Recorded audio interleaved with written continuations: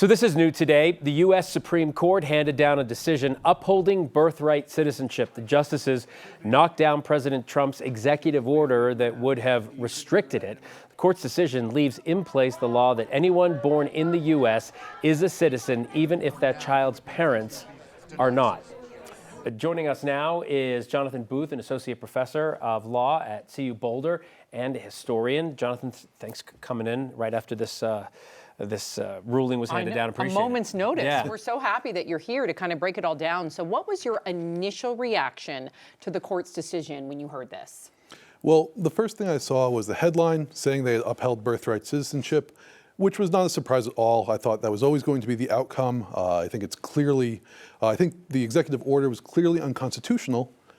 But then I saw that the decision was 6-3 and really 5-4, and that was certainly fairly shocking. And why was that shocking to you? Because most legal experts I have either talked to or listened to over the last week or so talking about this say a similar thing, that they knew it was going to go the way it went, but not as close as it was, right?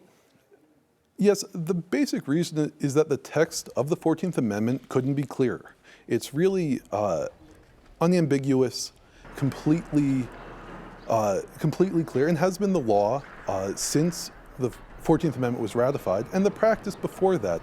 Always in this country, and there were some exceptions before the Civil War for enslaved people, but if you were born here, you became a citizen. It was not contested. It was not any kind of big issue, really, until last year. Right. And so in the dissenting opinion earlier said that this was a misunderstanding, that's their words, not mine, a misunderstanding of the 14th Amendment. What do you say to that as a historian?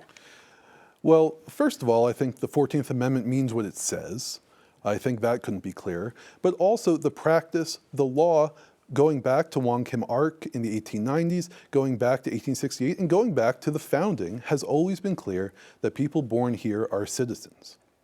So I know you're a legal expert, not a political expert, but I know Congress can take this up. But is there anything that the Trump administration can do legally now?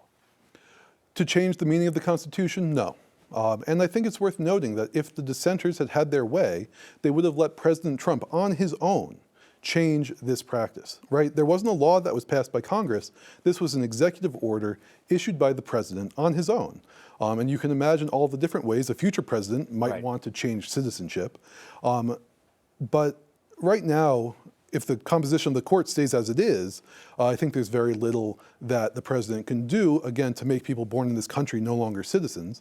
But of course, the composition of the court changes. And if it were to change, if one of the people in the majority were to leave the court for whatever reason, we could see a different outcome. Right. All right, Jonathon Booth, thank you for your context. Thanks for coming here. So on a moment's notice, we appreciate you. Thank you for having me.